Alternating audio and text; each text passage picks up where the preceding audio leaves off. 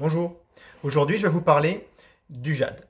Le jade est principalement composé d'un minéral qu'on appelle la jadéite, qui est un clinopyroxène sodique, c'est-à-dire principalement composé de silice, d'aluminium et de sodium. Le jade est une roche extrêmement dure et particulièrement dense, et c'est comme ça qu'on l'identifie principalement sur le terrain. Sa couleur la plus commune est le beige, mais elle peut également prendre des teintes comme ici légèrement couleur lavande si elle contient des éléments traces comme du titane, ou des teintes nettement plus vertes, nettement plus emblématiques de ce qu'on connaît de la jadéite taillée ou sculptée, et ça c'est parce qu'elle contient du chrome. Pourquoi la jadéite est particulièrement intéressante d'un point de vue géologique et géodynamique? Parce qu'elle se forme dans un environnement très particulier, au-dessus de l'interface de subduction, dans ce qu'on appelle le coin de manteau serpentinisé.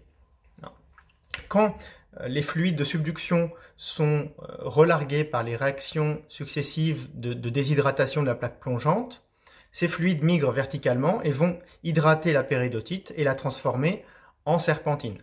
C'est l'endroit typique où on risque de trouver, notamment dans les anciennes sutures à l'affleurement aujourd'hui, des fragments de jade, souvent sous la forme de lentilles ou sous la forme de blocs. Parmi les localités les plus connues dans le monde où le jade est souvent trouvé, on citera Cuba, le Guatemala, il y a également des occurrences en Russie, et bien sûr dans le nord de la Birmanie, là où le jade de meilleure qualité provient et est exploité.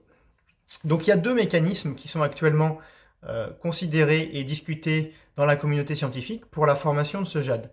D'abord, il pourrait s'agir d'anciens corps magmatiques qui, ayant cristallisé, notamment contenant beaucoup d'albite, se seraient transformés sous l'effet de la haute pression complètement en jade, en jadéite.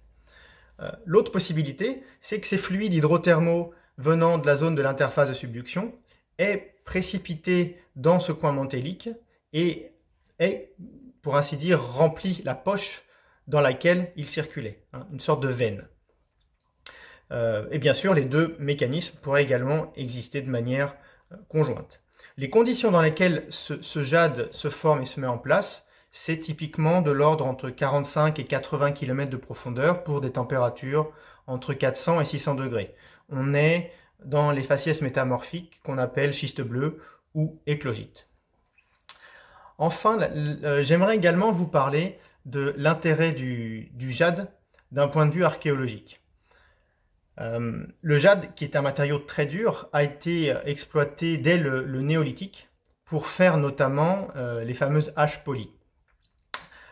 Ces haches polies étaient pas vraiment utilisées pour tailler des arbres, mais plutôt de manière votive, c'est-à-dire religieuse, ou alors comme monnaie d'échange. Et on le sait, puisqu'on a retrouvé des haches polies en Europe occidentale, parfois très loin, à plusieurs milliers de kilomètres de leur source présumée dans le massif du Mont Viso. Donc ce jade, qui est non seulement une pierre ornementale tout à fait sublime, est également très utile pour retracer les échanges et les interactions depuis des milliers d'années.